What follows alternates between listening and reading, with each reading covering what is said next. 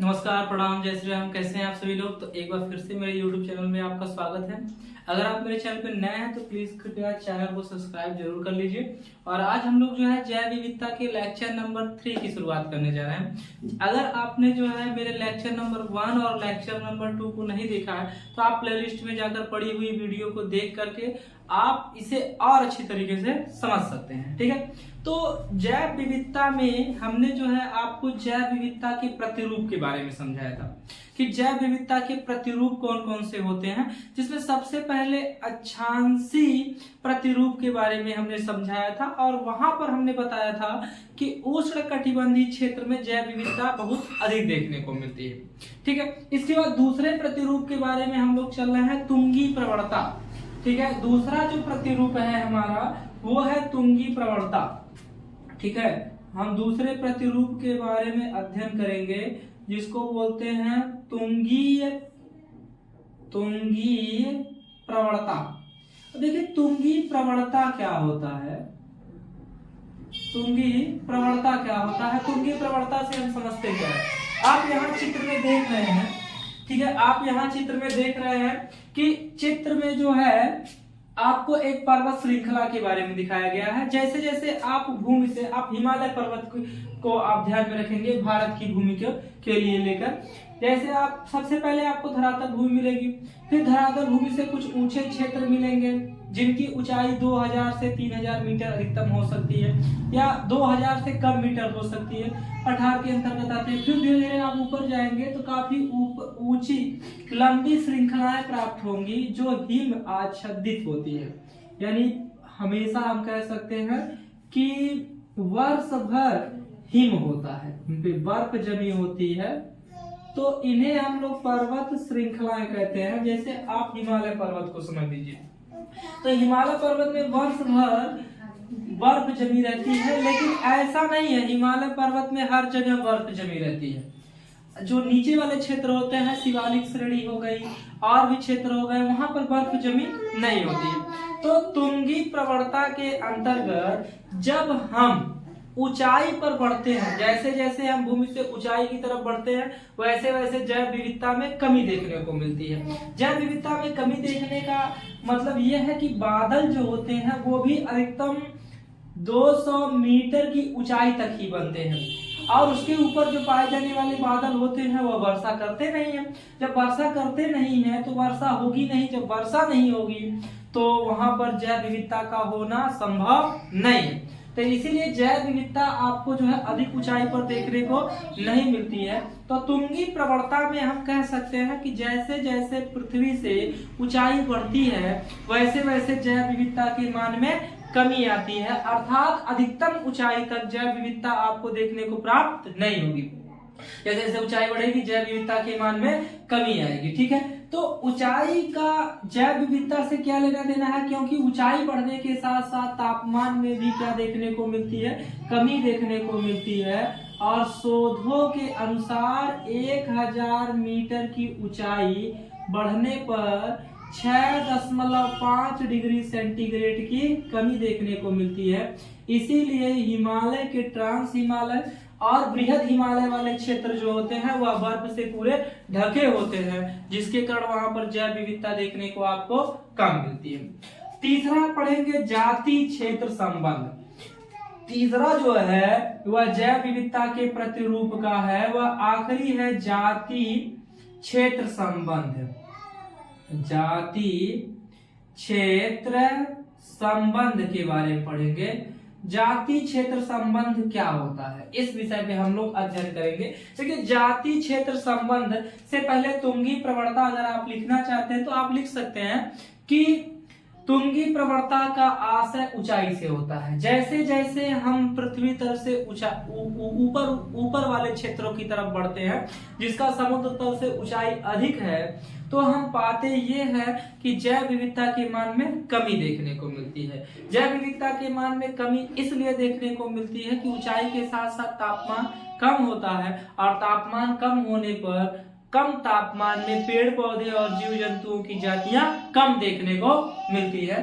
और 1000 मीटर अर्थात 1 किलोमीटर की ऊंचाई पर जाने पर 6.5 डिग्री सेंटीग्रेड तापमान में हमें कमी देखने को मिलती है। तापमान 6.5 डिग्री सेंटीग्रेड कम प्राप्त होता है, इसे हम तुंगी प्रवणता कहते हैं। जैसे हिमालय को आप समझ लेंगे, भारतीय क्षेत्र में जैव विविधता में हिमालय के ट्रांस हिमालय और महान हिमालय पर जैव विविधता हमें कम देखने को प्राप्त होती है।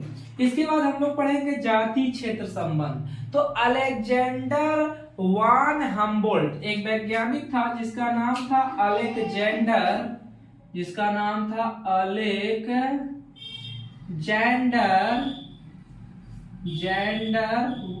वान हम्बोल्ट। अलेक्जेंडर वान हम्बोल्ट जो था, अलेक्जेंडर वान हम्बोल्ट ने जाति क्षेत्र संबंध के बारे में बताया। उसने काफी लंबे समय तक अमेरिका के जंगलों का विधिवत अध्ययन किया। कहाँ के जंगलों का? अमेरिका के जंगलों का काफी लंबे समय तक अध्ययन किया और अध्ययन करने के बाद बताया। अलेक्जेंडर वान हम्बोल्ट जो है अमेरिका के जंगलों का काफी लंबे समय तक अध्ययन किया और अध्ययन करने के बाद उसने बताया कि किसी भी क्षेत्र में, कोई भी क्षेत्र हो गया, और किसी भी क्षेत्र में जाति समृद्धि एक हद तक ही संभव है। किसी भी क्षेत्र, कोई भी क्षेत्र हो गया A to Z। जैसे आप किसी भी क्षेत्र की जनसंख्या की बात कर लेते हैं, किसी भी क्षेत्र के जो है हम चाहे मछलियों की जनसंख्या हो गई, चाहे मनुष्य की जनसंख्या हो गई, चाहे बाघ की जनसंख्या हो गई, चाहे कुत्तों की जनसंख्या हो गई, किसी भी प्रकार के जीव जंतु की जनसंख्या जो हो गई वह एक हद तक ही बढ़ती है। एक हद तक उन जनसंख्या या उन जातियों का ग्रोथ होता है, उसके बाद उन जातियों का ग्रोथ होना बंद हो जाता है, अर्थात उन जातियों का ग्रोथ रुक जाता है। लेकिन अगर आपके दिमाग में ये प्रश्न आता है कि सर जाति ग्रोथ होना क्या रोका जा सकता है या अपने आप रुक सकता है? रोका भी जा सकता है और अपने आप भी रुक सकता है। कैसे अपने आप रुक सकता है? जैसे प्राकृतिक आवास समाप्त हो जाए, रहने के लिए हमें पर्याप्त भोजन मिलता है, पर्याप्त आवास मिलता है, पर्याप्त वायु मिलता है। अब ये सारी चीजें अगर हमारे लिए कठिन हो जाएंगी तो जनसंख्या अपने आप धीरे धीरे क्या हो जाएगी? नियंत्रित हो जाएगी, जनसंख्या बढ़नी रुक जाएगी। तो उन्होंने बताया किसी भी क्षेत्र में, कोई भी क्षेत्र हो गया, हम कह सकते हैं किसी भी क्षेत्र में जातीय समृद्धि एक हद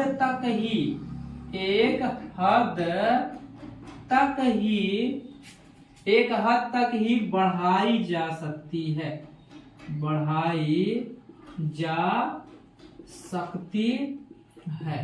किसी भी क्षेत्र में हम जाति समृद्धि केवल एक हद तक बढ़ा सकते हैं। तो अलेक्जेंडर वान हम्बोल्ट ने अमेरिका के जंगलों में काफी लंबे समय तक रहा और उसका विधिवत अध्ययन किया, और अध्ययन करने के बाद उसने बताया किसी भी क्षेत्र में जो जाति समृद्धि है वह एक आप हद तक बढ़ा सकते हैं, उसके आगे आप जाति समृद्धि को बढ़ा नहीं सकते। और इन चीजों का अध्ययन करने के बाद उसने एक आयताकार अतिपरवलय संबंध स्थापित किया और इस संबंध में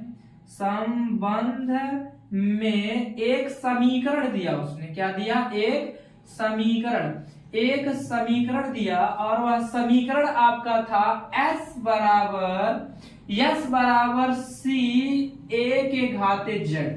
और यह जो समीकरण है वह समीकरण आयताकार अतिपरवलय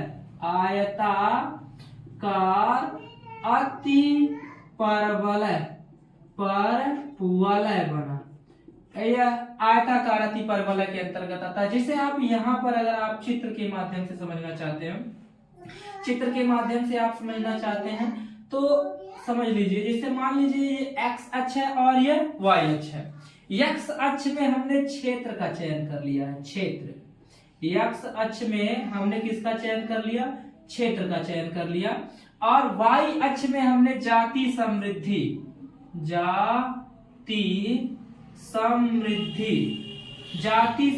का चयन कर लिया।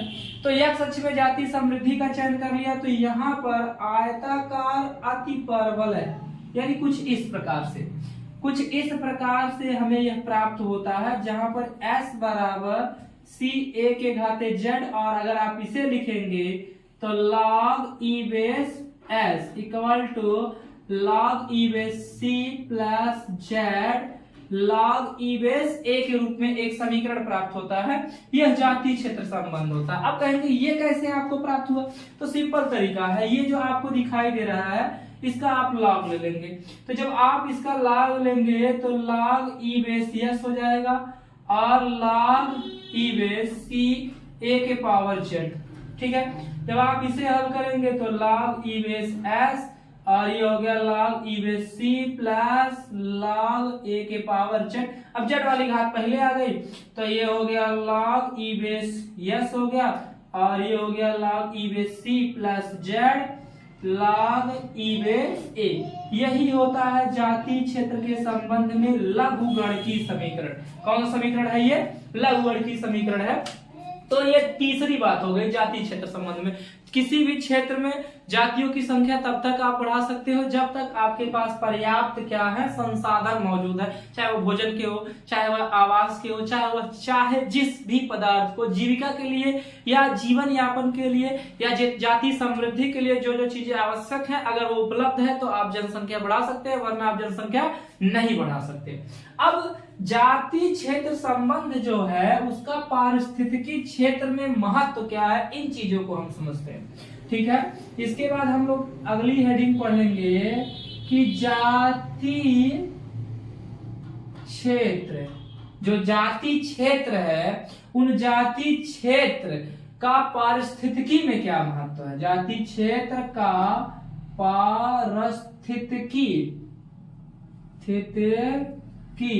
पारिस्थितिकी में महत्व क्या है कि जो जाति क्षेत्र विविधताएं देखने को मिलती हैं, ये जाति क्षेत्रीय विविधताएं क्या प्रदर्शित करती हैं और किन किन बातों को ये पुष्ट करती है। क्या जाति क्षेत्र विविधता का किसी पारिस्थितिकी तंत्र में कोई संबंध है? हाँ है।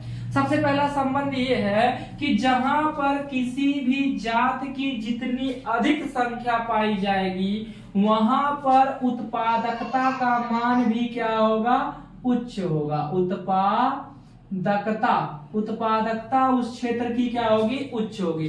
तो उत्पादकता के अंतर्गत हम क्या समझ सकते हैं कि जिस क्षेत्र में जाति समृद्धि बहुत अधिक होगी, जैसे भारत है, भारत के उत्तर प्रदेश का ही आप क्षेत्र ले लीजिए। उत्तर प्रदेश राज्य को आप समझेंगे तो उत्तर प्रदेश राज्य की पॉपुलेशन बहुत ज्यादा है।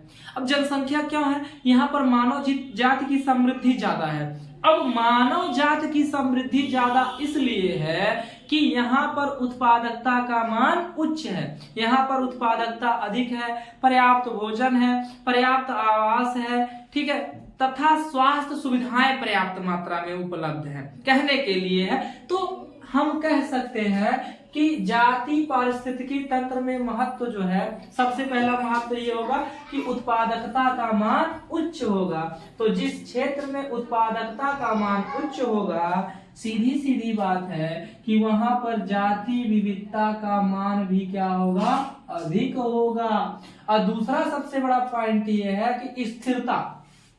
देखिए दूसरा सबसे बड़ा पॉइंट है स्थिरता। अब देखिए जाति समृद्धि तभी संभव है, किसी भी क्षेत्र में जाति समृद्धि तभी संभव है जब उस क्षेत्र में रहने वाली जातियों में स्थिरता पाई जाती है। अगर स्थिर नहीं होंगे तो वो पलायन कर जाएंगे, तो पलायन कर जाएंगे तो वहां पर जाति विविधता देखने को कहां मिलेगी। तो किसी भी क्षेत्र की जाति विविधता इस बात पर निर्भर करती है कि उस क्षेत्र में जाति स्थिरता अधिक है। अगर जाति स्थिरता अधिक नहीं होती तो उस क्षेत्र में जीव जंतुओं की जातियां कम देखने को मिलती हैं। अब जाति समृद्धि है अर्थात जीव जंतुओं की जातियां बहुत अधिक है, तो इसका मतलब यह है कि उस क्षेत्र की जाति स्थिरता बहुत अधिक है। और तीसरी सबसे बड़ी बात ये हो जाएगी कि पारिस्थितिकी स्वास्थ्य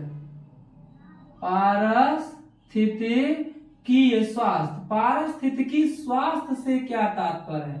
पारिस्थितिकी स्वास्थ्य, अब देखिए, अब किसी भी स्थान पर अगर स्वास्थ्य सुविधाएं अच्छी हैं, स्वास्थ्य सुविधाएं क्या है, अच्छी हैं। अगर स्वास्थ्य सुविधाएं अच्छी हैं तो वहां पर व्यक्ति के जीवन की आयु भी अधिक होगी। जब आयु अधिक होगी तो मृत्यु दर कम होगा, मृत्यु दर कम होगा तो जाति समृद्धि अधिक होगी। तो किसी भी पारिस्थितिकी तंत्र में अगर जाति समृद्धि अच्छी है तो इसका तात्पर्य है कि उस क्षेत्र में पारिस्थितिकी स्वास्थ्य भी बहुत क्या है, उच्च है। अब इसके बाद हम लोग को पढ़ना है अगले टॉपिक के बारे में, और अगला टॉपिक ये है कि जैव विविधता में क्षति क्यों उत्पन्न होती है। ठीक है, हम लोग को पढ़ना है जैव विविधता, जैव विविधता में क्षति। ठीक है, अब आगे हम लोग पढ़ेंगे जैव विविधता में क्षति। जैव विविधता में क्षति क्यों होती है, पेड़ पौधे, जीव जंतु, मृदा तथा अन्य प्राकृतिक संसाधन नष्ट क्यों हो रहे हैं, इसका नष्ट होने का क्या कारण है। हम पौधे लगा नहीं रहे हैं बल्कि पौधों को काट डाल रहे हैं अपनी आवश्यकता के लिए, फर्नीचर युक्त सामान बनाने के लिए, ईंधन के लिए, पर हम लगा नहीं रहे हैं। ऐसा क्यों है? देखिए, मानव जो है एक सामाजिक प्राणी है, ठीक है, और मानव के क्रियाकलाप धीरे धीरे बढ़ते जा रहे हैं। अब मानव के क्रियाकलाप बढ़ने के कारण बहुत अधिक मात्रा में जीव जंतु और पादपों की क्षति हो रही है, और इस क्षति को देखते हुए IUCN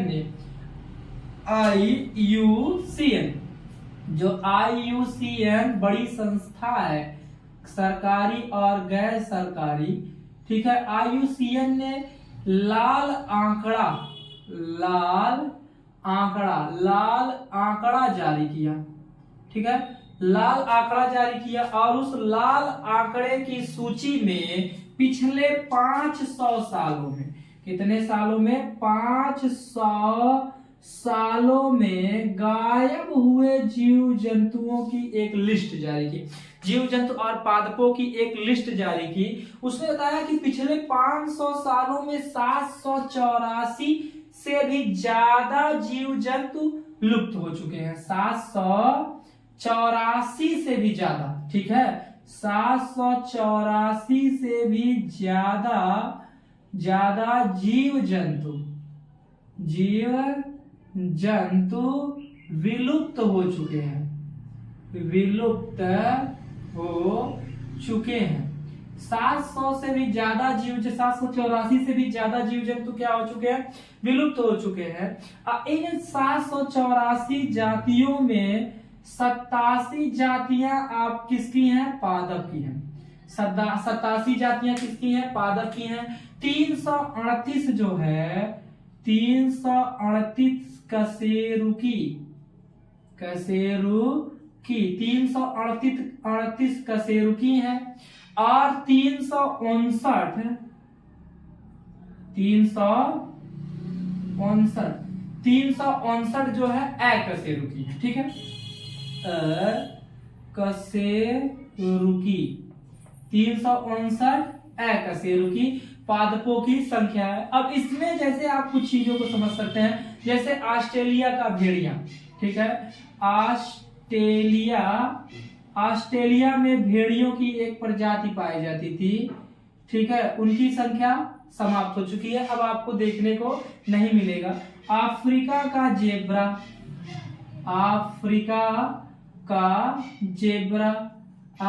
का जेब्रा भी समाप्त हो चुका है। मॉरीशस का डोडो पक्षी हो गया, मॉरीशस का डोडो पक्षी, ठीक है, डोडो पक्षी हो गया। ठीक है, रूस की जो है, रूस कह सकते हैं कि रूस जो देश है, रूस देश की स्टीलर समुद्री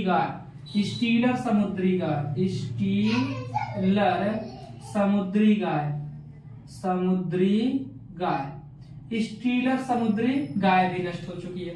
तो IUCN ने बताया कि ऐसा नहीं है कि जीव जंतुओं की संख्या धीरे धीरे कम नहीं हो रही, कम हो रही है। आप वर्तमान समय देखिए, पूरे विश्व में शेरों की संख्या बहुत कम है, बाघों की संख्या बहुत कम है, ठीक है, चीता की संख्या बहुत कम है, गिद्धों की संख्या बहुत कम है, गौरैया धीरे धीरे क्या हो रही है, चिड़ियों में समाप्त हो रही है। कुछ ऐसे पेड़ पौधे हैं जो जिनकी भी संख्या धीरे धीरे क्या हो रही है, कम हो रही है। लेकिन 500 सालों में हमने बताया 700 से ज्यादा जीव और पादपों की संख्या पूरे विश्व में लुप्त हो चुकी है। अब वो आपको दिखाई नहीं देंगे कभी भी। इसमें 87 पादपों की प्रजातियां थी, 338 कशेरुकी थे, 362 अकशेरुकी थे।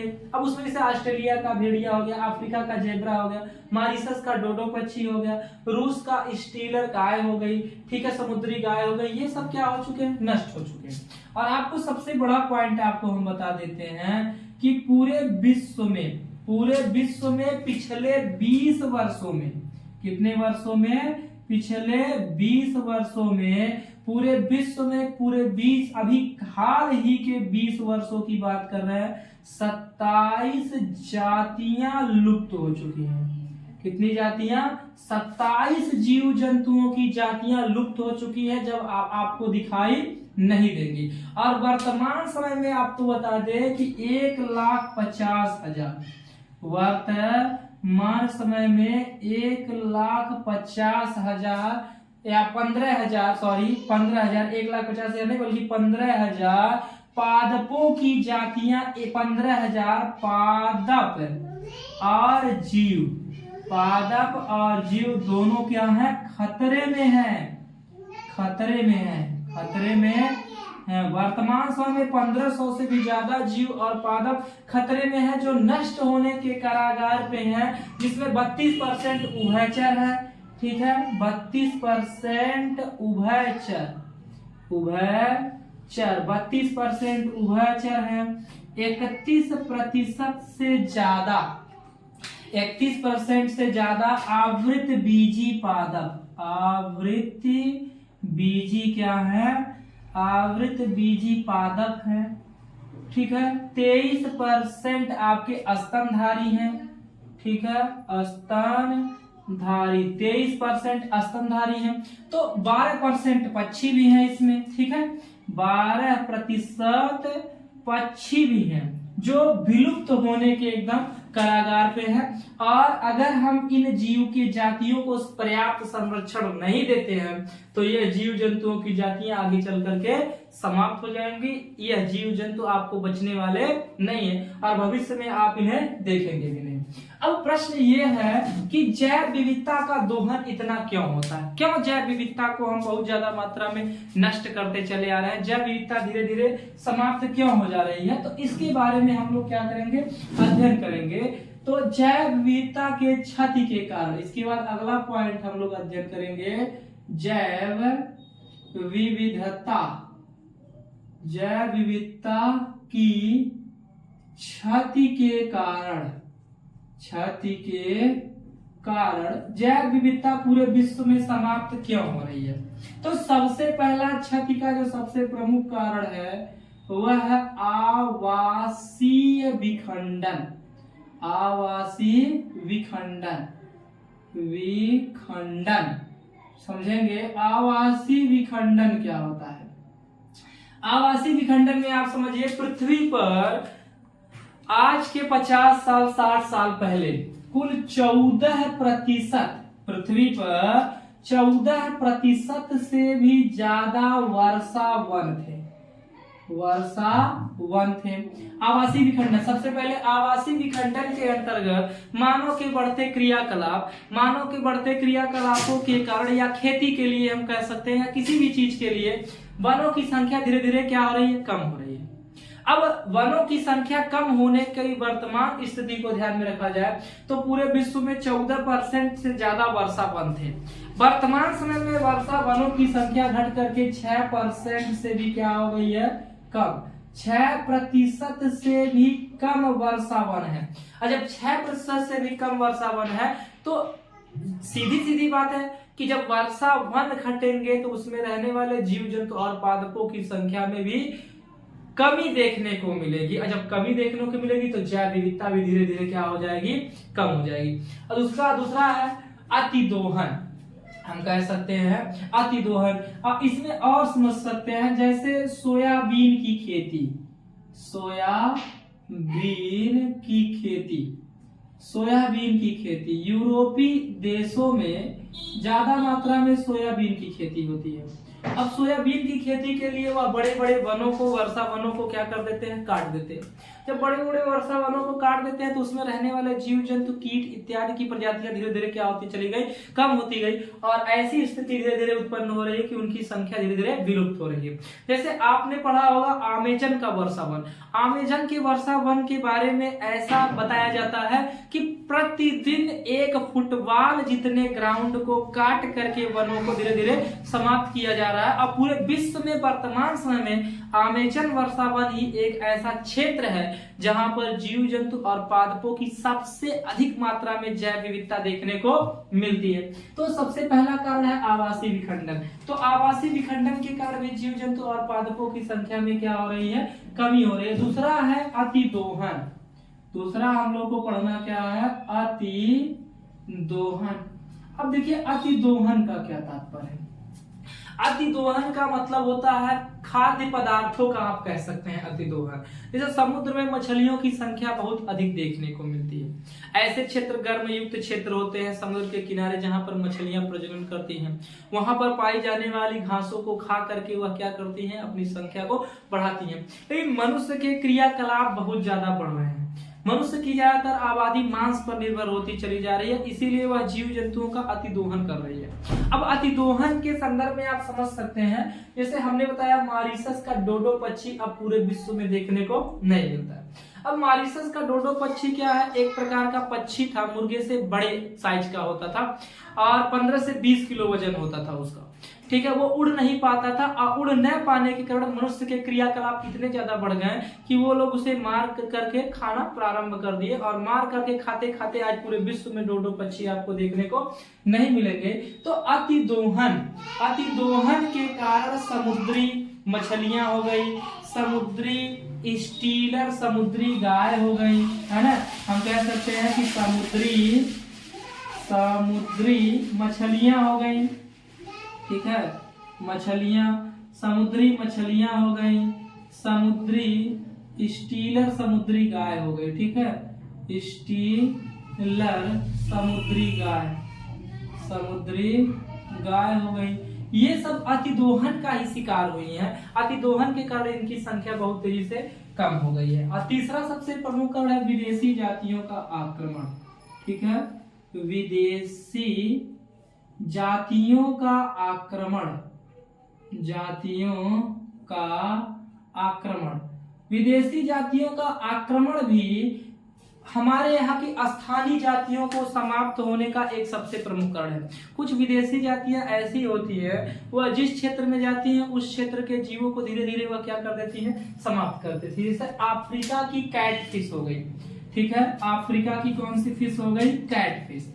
अफ्रीका की जो कैटफिश है, अफ्रीका की कैटफिश, ठीक है, कैटफिश, अफ्रीका की कैटफिश हमारे यहाँ की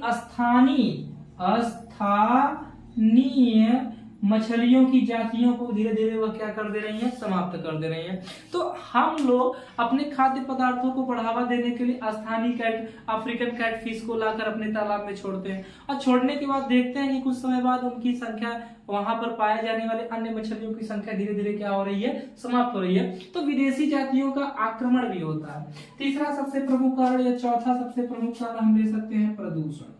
तो प्रदूषण भी जो है हम कह सकते हैं कि जैव विविधता का सबसे प्रमुख कारण। जैसे हानिकारक रसायन हम लोग इस्तेमाल करते हैं, क्या इस्तेमाल करते हैं, हानिकारक रसायन।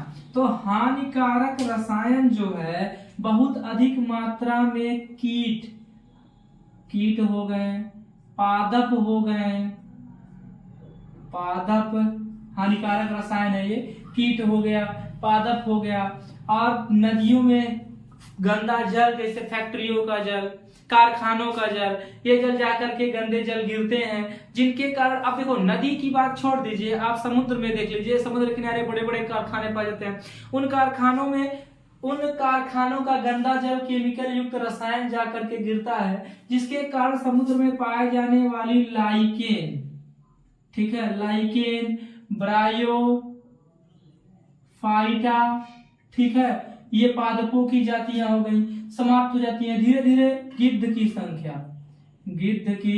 संख्या हम लोग गाय भैंस या अन्य जीवों में हानिकारक रसायन का इस्तेमाल करते हैं और वो हानिकारक रसायन गिद्ध खाते हैं, बीमार पड़ जाते हैं और धीरे धीरे भी उनकी संख्या क्या हो रही है, समाप्त हो जा रही है। तो प्रदूषण भी जो है जैव विविधता की क्षति का एक सबसे प्रमुख कारण है।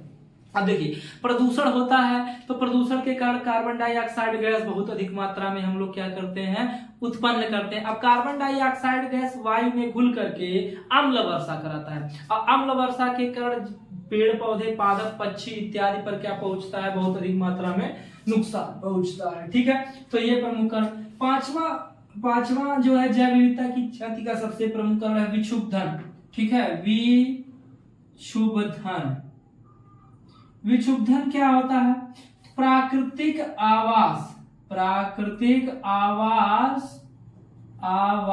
में होने वाले परिवर्तन, प्राकृतिक आवास में होने वाले परिवर्तन को विक्षुब्धन कहा जाता है। जैसे कोई जीव जंतु है और उस जीव जंतु के प्राकृतिक आवास में आप क्या कर दे रहे हैं, परिवर्तन कर दे रहे हैं। और जब किसी जीव जंतु के प्राकृतिक आवास में आप परिवर्तन कर देंगे तो उनके लिए अनुकूल वातावरण नहीं मिल पाएगा, जिसके कारण उनकी संख्या में कमी देखने को मिलेगा। जैसे हाल ही में भारत के वर्षों की बात करें, पिछले कुछ वर्षों में जब लॉकडाउन 2-4 वर्षों पहले लगा था तो लॉकडाउन में जंगल के हम कह सकते हैं बाघ, चीते निकल करके वो गन्ने के खेत में या किसी अन्य झाड़ियों में प्रजनन किया, तो वहां पर जो शावक उनके थे उनको वही वातावरण रास आया और वह जंगल के नियम से एकदम अलग हो गए, जिसके कारण वह मानव की क्रियाकलाप जब आगे चल के लॉकडाउन खुला बढ़ा तो वो उनपे आक्रमण करने लगे, जिससे बाघों की संख्या में भी क्षति देखने को मिली और मानव को भी धीरे धीरे नुकसान होने लगा। तो विक्षुब्धन प्राकृतिक आवास जैसे करने पर, विक्षुब्धन यानी उनके आवास परिवर्तित कर देने पर भी जनसंख्या में क्या देखने को मिलती है, कमी देखने को मिलती है। और विक्षुब्धन का प्रमुख कारण और भी हो सकता है, जैसे उनके प्राकृतिक आवास जीव जंतु अपने इसलिए बदल देते हैं, उसका प्रमुख कारण जैसे सूखा हो गया। सूखा पड़ने के लिए पर्याप्त भोजन के लिए जीव जंतु पादपों की जातियां अलग जगह शिफ्ट होती हैं, या आग लग जाने की वजह से जंगलों में प्राकृतिक जीव जंतु और जातियां अलग होने पड़ता है, और बाढ़ की स्थिति में उन्हें पलायन करना पड़ता है। तो कई कारण है कि उनके प्राकृतिक आवास उन्हें बदलने पड़ते हैं, जिसके कारण जनसंख्या में हमें कमी देखने को मिलती है। और सबसे आखिरी कारण है कृषि हो गया। ठीक है, छठवां प्रमुख कारण हम कह सकते हैं क्या है, कृषि, एग्रीकल्चर, कृषि हो गया। और कृषि के लिए भी हम लोग क्या करते हैं, प्राकृतिक आवासों का दोहन करते हैं। और सातवां और आखिरी कारण है वानिकी। वानिकी का तात्पर्य है कि हम पेड़ पौधों को क्या कर देते हैं, काटते हैं, और अपने आवश्यकता के अनुसार जिन पेड़ पौधों की हमें आवश्यकता होती है उन पेड़ पौधों का रोपण करते हैं, जिससे पेड़ पौधे और जीव जंतुओं की जातियों पर बहुत ज्यादा प्रभाव देखने को मिलता है और जीव जंतुओं की जातियां भी समाप्त होती है। तो ये आज हमने सीखा क्या है, प्रमुख चीजें, जैसे तुंगी प्रवणता सीखा, जाति क्षेत्र में संबंध क्या होता है, जाति क्षेत्र संबंध का पारिस्थितिकी क्षेत्र में महत्व क्या होता है। ठीक है, उसके बाद हमने पढ़ा है कि जैव विविधता में क्षति का कारण क्या है, क्यों जैव विविधता धीरे धीरे क्षति हो रही है, कितने मात्रा में जीव जंतु और पादप नष्ट हो रहे हैं। ठीक है, और हमने पढ़ा कि आवृतबीजी, अनावृत बीजी पादप कितने कितने नष्ट हो रहे हैं, कितने जीव जंतुओं की जातियों पर संकट मंडरा रहा है, और जैव विविधता में क्षति के कारण क्या है। अब अगले वाले नेक्स्ट वीडियो में हम लोग जो है महत्वपूर्ण टॉपिक के बारे में अध्ययन करेंगे, और वह महत्वपूर्ण टॉपिक ये होगा जैव विविधता में क्षति को व्यवस्थित कैसे किया जाए, यानी उसकी हानि को रोका कैसे जाए। उसके लिए भारत सरकार या पूरे विश्व ने कौन कौन से नियम लागू किए हैं, जिसके अंतर्गत हम जो है नेशनल पार्क के बारे में अध्ययन करेंगे, आर्द्र भूमि के बारे में अध्ययन करेंगे, पक्षी विहार के बारे में अध्ययन करेंगे, तो बहुत सारी चीजों के बारे में अध्ययन करेंगे। तो आखिरी तक वीडियो देखने के लिए आपका बहुत बहुत धन्यवाद। अगर आप मेरे चैनल पर नए हैं तो प्लीज चैनल को सब्सक्राइब जरूर कर लीजिए और अपने सभी दोस्तों में शेयर जरूर कर लीजिए। तो आज के लिए बस इतना ही, धन्यवाद।